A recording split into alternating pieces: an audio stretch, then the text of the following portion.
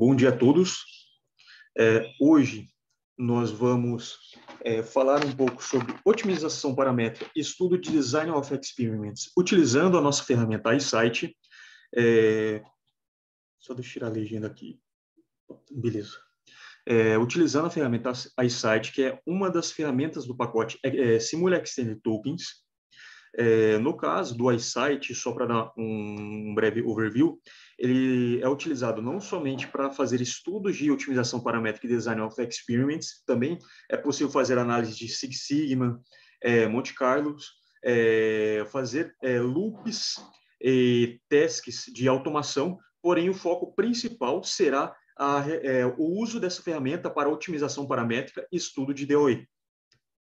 No caso, nós vamos falar primeiramente sobre a otimização paramétrica, dando uma breve introdução, as classificações quanto às otimizações paramétricas que podem ser utilizadas dentro do iSight, o uso de funções multi-objetivo e também a parte de pós-processamento, o que pode ser visto depois que é rodada a otimização paramétrica, e também na parte de Design of Experiments, vamos dar uma visão geral, ver as técnicas disponíveis que tem no iSight para fazer o Design of Experiments, entender melhor o conceito de fatores, níveis e respostas que vão ser utilizados na nossa matriz de Design of Experiments, e também ver um pouco sobre o pós-processamento que pode ser realizado utilizando esse tipo de estudo dentro do iSight. Bom, para começar sobre a otimização paramétrica, a teoria ela utiliza um corpo de resultados matemáticos e métodos numéricos para encontrar e identificar as melhores soluções dentro de determinadas alternativas, sem ter que explicitamente enumerar e avaliar todas as alternativas. Então, eu não preciso avaliar e enumerar todas essas alternativas, uma vez que eu tenho diversas variantes do meu modelo, eu utilizo estudos matemáticos para encontrar todas as possíveis soluções factíveis e também a melhor solução, a solução ótima para um modelo otimizado. Dentro de otimização paramétrica, nós temos as seguintes terminologias. Nós temos as variáveis dos projetos, que são os parâmetros de entrada, que é aquilo que eu vou conseguir modificar dentro do meu projeto para atingir um determinado objetivo, para atingir determinadas respostas. Eu tenho a função objetivo, que é uma função que busca maximizar ou minimizar determinado parâmetro, que pode ser um parâmetro de saída ou então um parâmetro de entrada, lembrando que parâmetro de saída ele está mais atrelado à resposta que eu quero ter. Parâmetro de entrada é como se fosse um input ou então alguma variável que eu quero utilizar para atender uma determinada resposta, para atender um determinado parâmetro de saída. Eu tenho as restrições, que são condições do problema, que são representadas por equações ou inequações que contenham alguma variável do projeto, determinando os seus limites numéricos, como, por exemplo, eu quero que uma determinada dimensão do meu modelo ela varie entre 10 milímetros e 30 milímetros. Ou então, eu quero que, por exemplo, a deformação plástica encontrada no meu modelo ela seja menor do que 20%. Eu tenho também otimização não restringida, que é quando eu tenho uma otimização onde eu não tenho nenhum tipo de equação ou inequação referente a uma restrição. E eu tenho otimização restringida, que eu tenho pelo menos uma única restrição no meu problema. Eu tenho solução factível, que é uma solução que atende a todas as restrições. Eu tenho a solução infactível, que é uma solução que não atende a uma das restrições, e eu tenho a solução ótima, que é a melhor solução que atinge a função, o objetivo da função, além de respeitar também as restrições. Então, aqui, só para entender melhor, nesse gráfico aqui, eu tenho o espaço do meu projeto, que é delimitado por essa área assurada em azul, aonde eu tenho uma função representando o limite aqui da tensão encontrada. Eu tenho aqui os parâmetros, por exemplo, de altura da viga e o comprimento do flange. E todos os pontos que estiverem dentro do meu espaço de design são são soluções factíveis. Aí, dentro do meu espaço de design, perdão, só corrigindo, a área em azul é a área onde não respeita aqui a minha restrição de tensão. Então, toda a área achurada aqui em vermelho é uma área onde eu tenho pontos onde minha solução é factível, ou seja, qualquer ponto aqui do meu gráfico que eu pegar aqui é uma solução que atende a todas as restrições, porém não é a minha solução ótima. Minha solução ótima é aonde eu encontro o ponto mais distante aqui em relação à origem, aonde eu intersecciono com a restrição de tensão aqui no caso, que é esse ponto aqui, por exemplo. Olhando melhor aqui, eu tenho o design inicial, ou seja, esse ponto aqui. Aí eu vou encontrando várias soluções factíveis, vários pontos aqui dentro da minha área, do meu espaço, até eu conseguir encontrar o meu ponto ótimo, que é um ponto em cima aqui da minha restrição aqui, representado pela função de uma das restrições, e tudo que estiver, digamos assim, para fora da minha área aqui de design são as soluções infactíveis.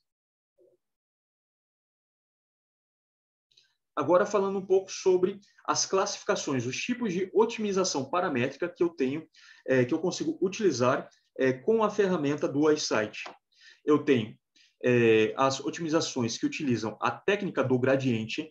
Essa técnica do gradiente são as otimizações de acordo com os solvers NL, PQL, LS, GRG e MFD, que geralmente assumem o espaço como contínuo. O espaço dentro do meu projeto ele é contínuo. A procura por dados factíveis ela é rápida e eficiente e requer uma derivada precisa da minha função objetivo. Eu tenho a técnica direta, que são para os solvers NGCA, NGCA de segunda ordem, MIGA e ASA, aonde ele utiliza apenas funções de avaliação e normalmente avalia-se um índice de desempenho em algum padrão em torno de algum ponto e ele requer um único valor da função para proceder para a otimização. E eu tenho as técnicas exploratórias, que são downhill simples e hook divis, que no caso eles procuram um ótimo global e ele é computacionalmente mais caro. Dentre as técnicas do gradiente direta e exploratória, eu tenho as considerações entre os métodos restritivos, que eles focam em atingir um projeto viável ou então minimizar as funções de penalidade antes de atender a função objetivo, ou seja, é quando eu utilizo restrições na minha otimização e geralmente os métodos restritivos, para métodos restritivos, eu utilizo técnicas gradientes, ANL, PQL, ALS, GRG, MMFD, onde durante a busca por um resultado factível é necessário lidar com as restrições para buscar valores factíveis e a existência da função objetivo e das funções de penalidade para satisfazer as restrições do projeto. Onde eu tenho aqui as principais técnicas, que no caso são as técnicas gradientes, e eu tenho os métodos não restritivos, que eles utilizam uma única função, adicionando a penalidade à função objetivo, a fim de encontrar o melhor desempenho. Então, nesse caso, sempre quando eu tenho alguma penalidade representando alguma restrição que eu preciso impor no meu modelo, essa restrição ela é colocada junto com a função objetivo e não separadamente da função objetivo. E geralmente eu utilizo mais técnicas exploratórias e as técnicas diretas. Então, lembrando, métodos restritivos. Eu considero a função objetivo separado das funções representando as restrições e antes de atender a função objetivo, a minha otimização paramétrica vai tentar satisfazer também vai tentar satisfazer anteriormente as restrições. Já os métodos restritivos, eu não vou utilizar equações ou inequações representando essas restrições. As restrições elas já vão estar incluídas na minha função objetivo. Muitos problemas agora falando um pouco sobre a função multiobjetivo, que é quando eu não tenho um único objetivo na minha equação, na minha função objetivo, mas sim eu tenho vários parâmetros que eu vou considerar na minha função objetivo. Então, sempre quando eu quiser, por exemplo, ter como objetivo minimizar a tensão e maximizar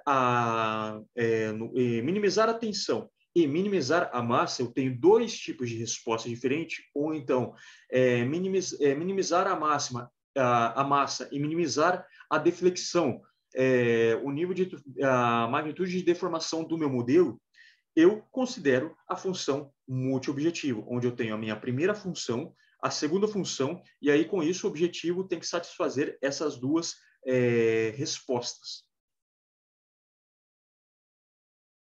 No caso aqui desse exemplo, eu tenho 4 soluções factíveis. Deixa eu só habilitar aqui o apontador de laser. Aqui, por exemplo, eu tenho 4 soluções factíveis. Eu tenho a solução de número 1, eu tenho a solução de número 2, eu tenho a solução de número 3 e eu tenho a solução de número 4.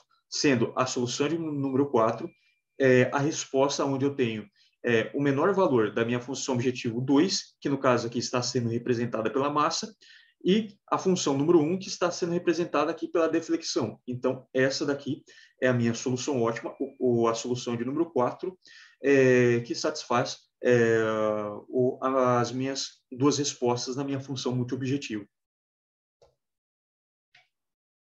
E agora, para o pós-processamento, em relação à otimização paramétrica, eu tenho uma ferramenta que ela permite a mineração de dados de engenharia, proporcionando uma fácil visualização dos resultados gráficos interativos, com a possibilidade de aplicar filtros para para uma melhor avaliação dos resultados. E isso daí pode ser feito não apenas com a função objetivo, mas também com todos os parâmetros, seja os parâmetros de entrada ou saída, utilizados na função objetivo ou então como restrição, por exemplo.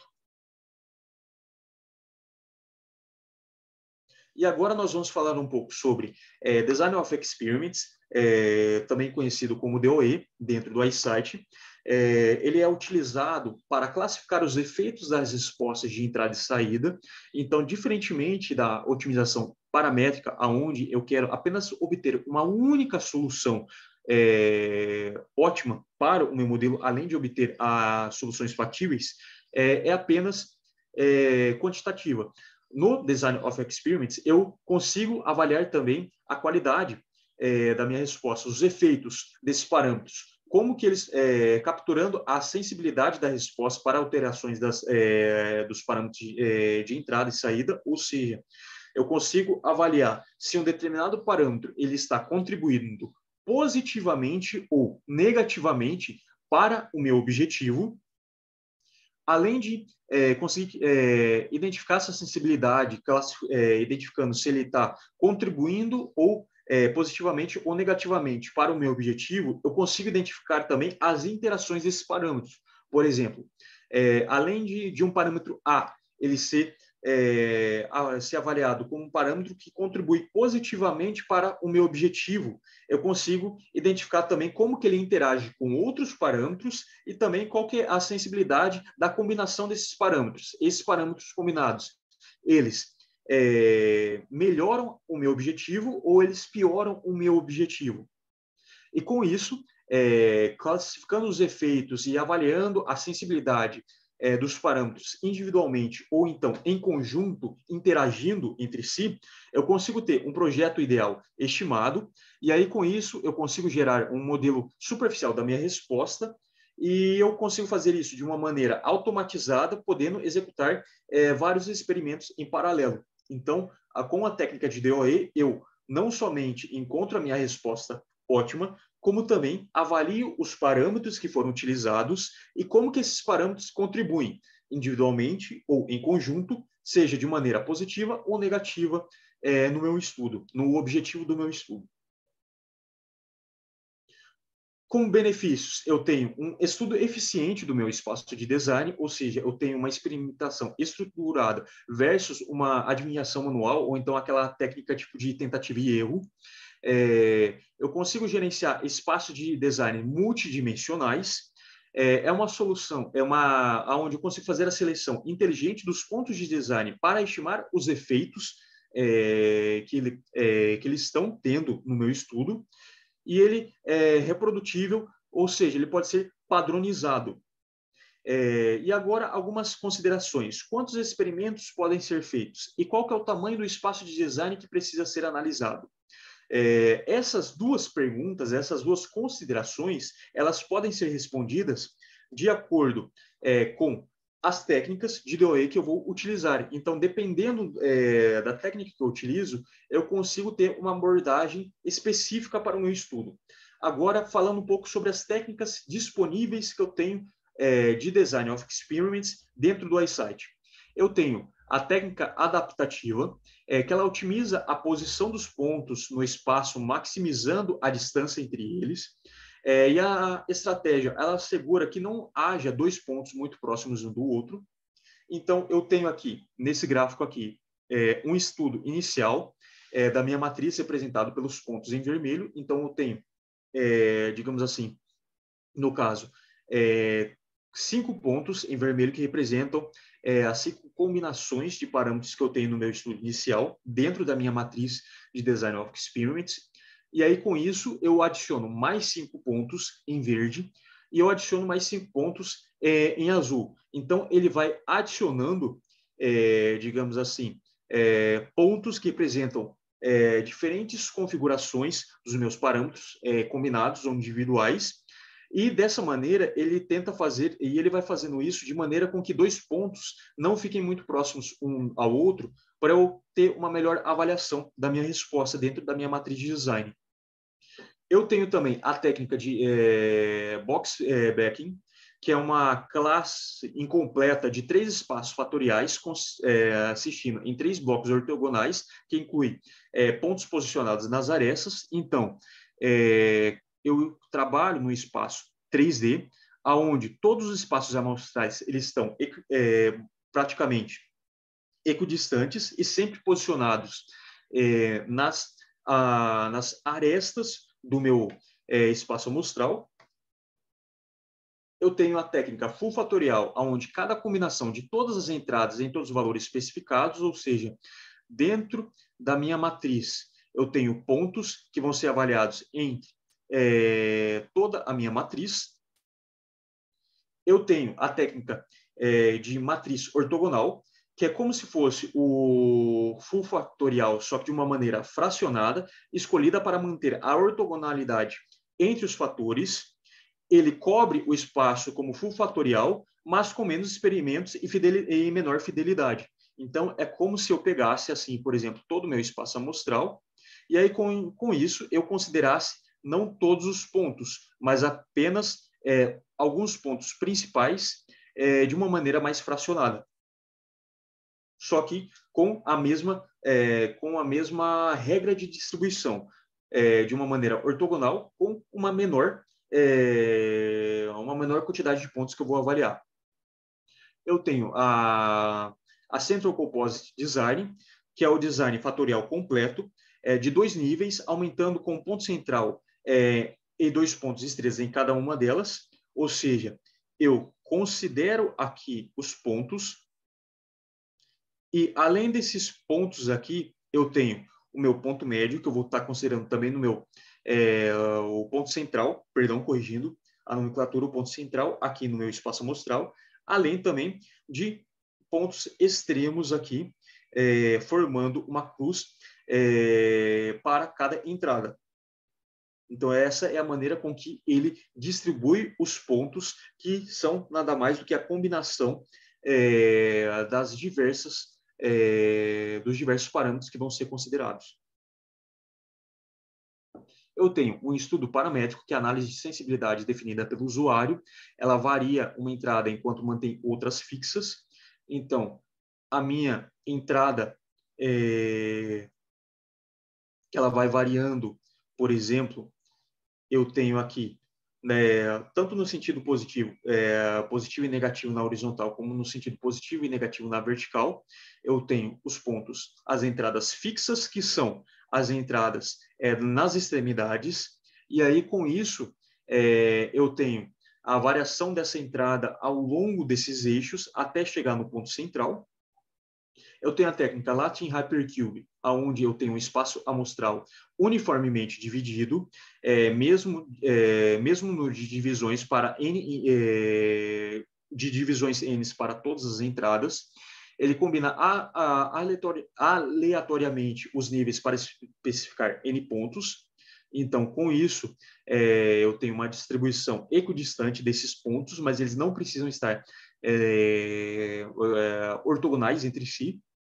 Eu tenho o Optimal Latin Hypercube, que ele começa com uma técnica aleatória de Latin Hypercube, onde é otimizada a propagação desses valores de entradas, onde eu tenho os pontos de design o mais uniformemente possível em todo o meu espaço de design. Então, aqui eu tenho uma distribuição uniforme do Latin Hypercube, porém, para fazer uma distribuição mais uniforme possível, eu pego esses mesmos pontos aqui e distribuo eles de uma maneira mais equidistante, tanto no espaço quanto em relação à ortogonalidade deles, não necessariamente pegando todos os pontos, que nem o full factor. Eu pego determinados pontos, deixo eles equidistantes e com uma distância ortogonal, mas eles não precisam estar alinhados, digamos assim, em linhas. Eu posso ter eles assim, tipo, pontos inclinados, mas tratando eles de uma maneira mais uniforme possível.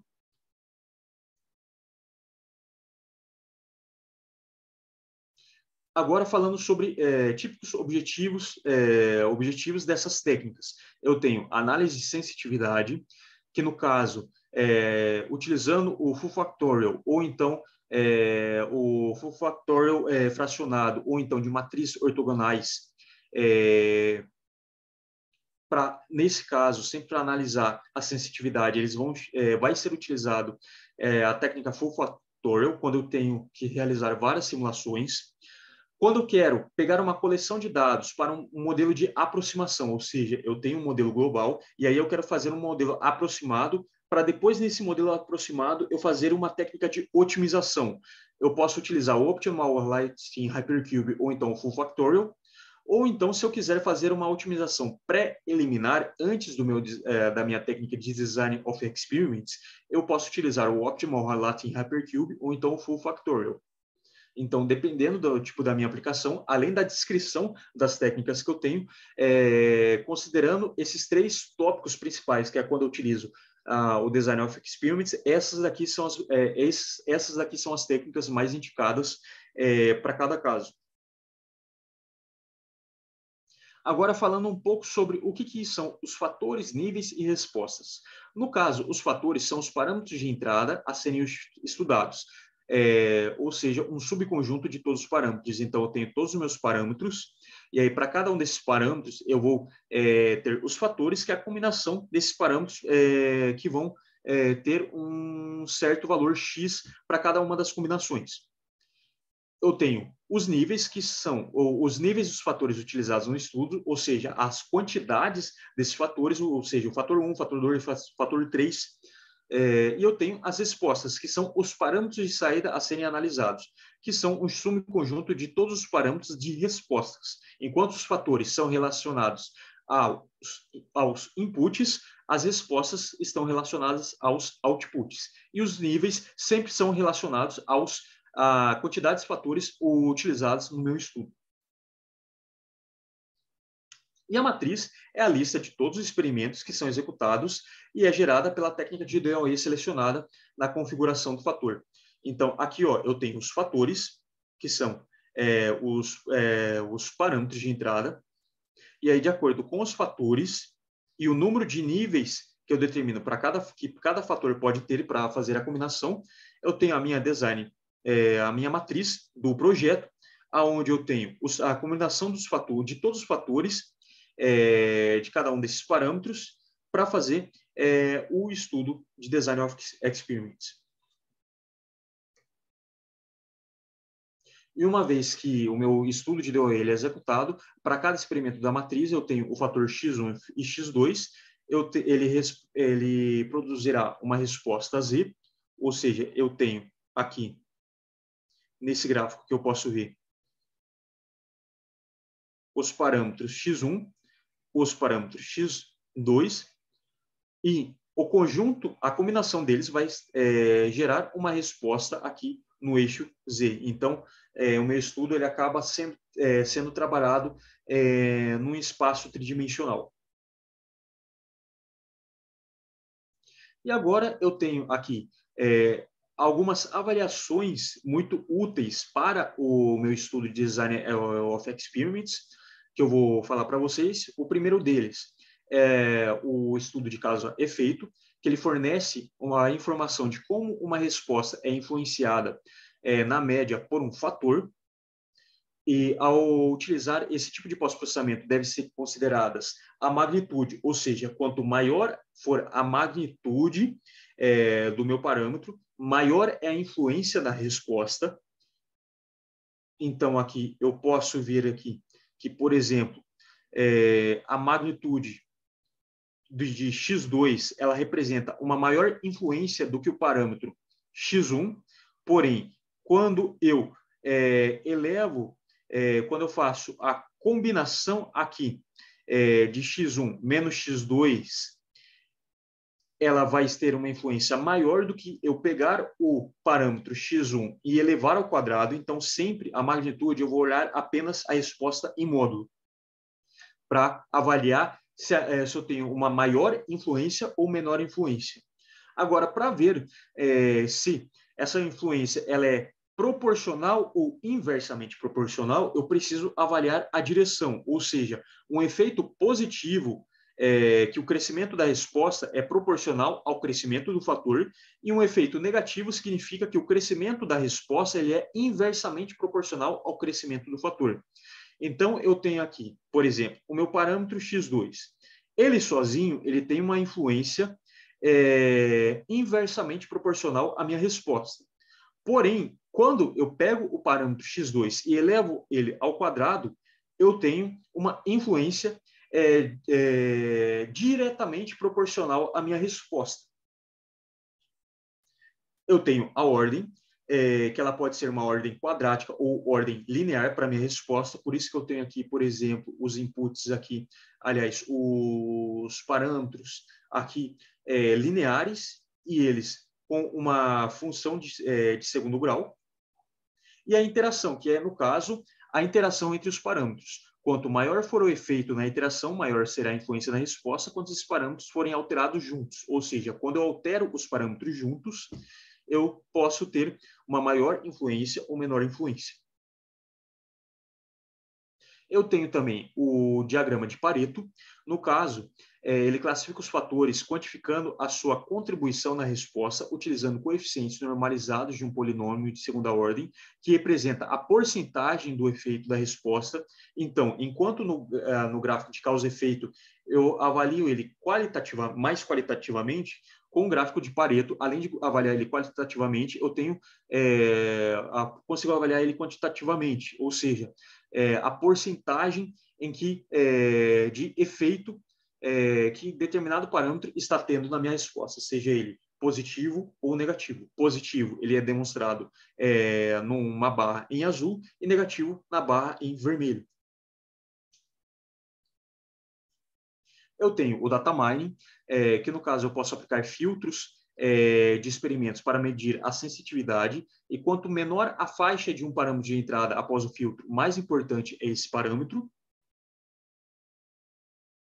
Eu tenho o mapa de correlação, que ele permite ter uma visão sobre os parâmetros e as relações entre si, ou seja, aqui eu tenho a correlação entre esses parâmetros e a combinação deles, se ela é positiva ou negativa para a minha resposta, e com isso eu consigo ilustrar como o sistema trabalha através do seu fluxo de dados, eu consigo identificar áreas de redundância, quais são os pontos fracos, ou seja, aqueles pontos mais críticos da combinação dos meus fatores, e identificar as regras que governam o sistema, ou seja, quais são as combinações que mais influenciam na minha resposta de maneira positiva ou negativa.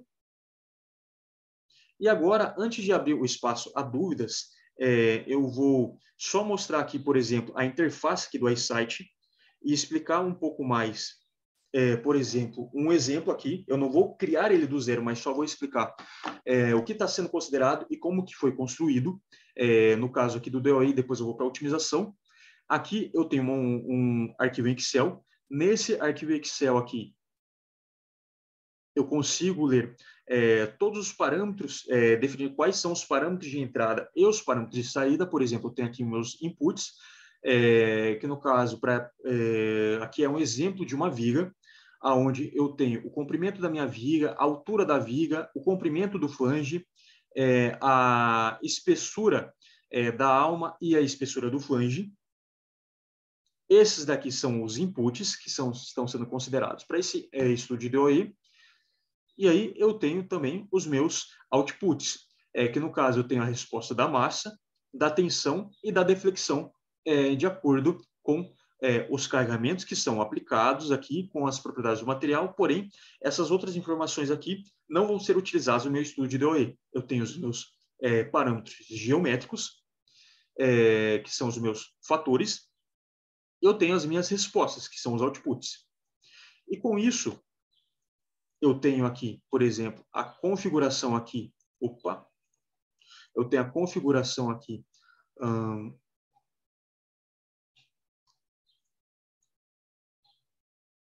Deixa eu só fechar aqui, beleza.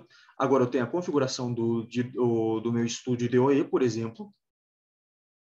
Aqui, nesse exemplo aqui, eu utilizei a técnica de Optimal Latin Hypercube, mas eu poderia utilizar qualquer outro tipo de técnica. Eu defini os meus fatores aqui, e aí na definição dos meus fatores, eu defini que os níveis que eu vou ter aqui para esses fatores, eles vão ter um limite mínimo e um limite máximo para assumir esses valores aqui. Depois de definir os fatores e o range máximo, o valor máximo e mínimo para determinar as faixas de valores e os níveis que cada fator vai ter, com isso, automaticamente é construída a minha matriz de design, onde no experimento 1, no ponto 1, eu tenho que, por exemplo, que a altura da minha viga vai ser de 33,8, a espessura do flange vai ser de 1,228, a minha largura do flange, 49,2. O meu comprimento da viga vai ser de 500 e a espessura da alma vai ser de 3,196. E aqui na aba de pós-processamento é onde eu identifico qual que vai ser a resposta que eu vou querer minimizar, maximizar ou atingir um determinado target. Nesse exemplo aqui, todos os meus fatores vão ser trabalhados aqui na minha matriz de design a fim de minimizar a resposta de tensão. Feito isso, eu posso executar a simulação aqui de Design of Experiments, e aí, com isso, eu vou ter aqui vários experimentos, e aí, dentre os experimentos, o que atingiu o menor valor aqui de tensão foi o experimento de número 3, onde eu tenho aqui uma altura da viga de 68,8, a espessura do flange de 3,54, a largura do flange de 41,2, o comprimento de 316 e a espessura da alma de 4. E aqui eu tenho alguns gráficos que são gerados, por exemplo, a resposta, no caso aqui, eu tenho Pareto, por exemplo, e aqui eu tenho a porcentagem de quanto que está influenciando aqui a minha resposta, seja a resposta sozinha ou seja a resposta combinada. Eu tenho, por exemplo, o gráfico de causa e efeito,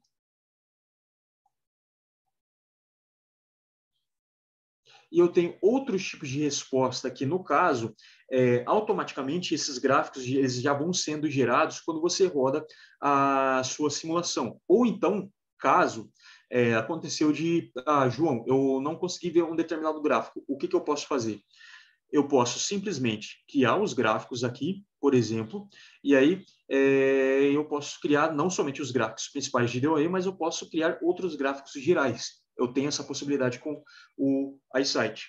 Agora eu vou mostrar para vocês uma configuração de otimização. Deixa eu só abrir aqui um exemplo aqui de otimização.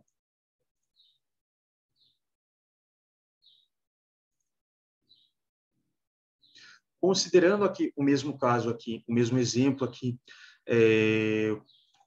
de um Excel, aqui eu tenho a configuração da viga, utilizando os mesmos parâmetros. Aqui, no caso da otimização aqui, eu tenho os meus parâmetros de entrada, eu tenho aqui as minhas respostas.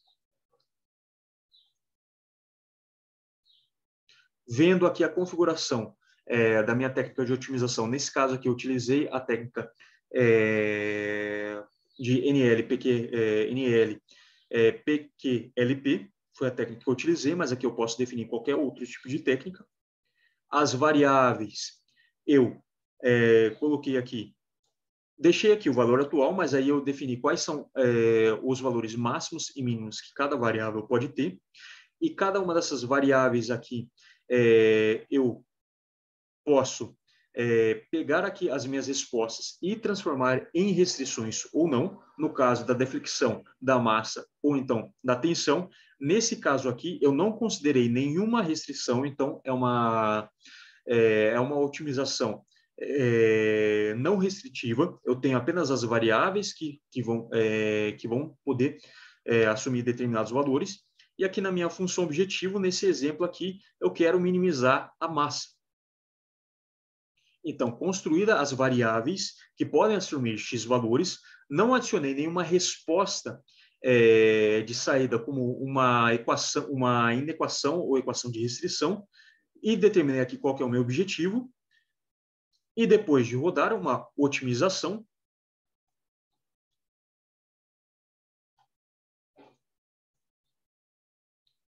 eu consigo obter aqui o resultado.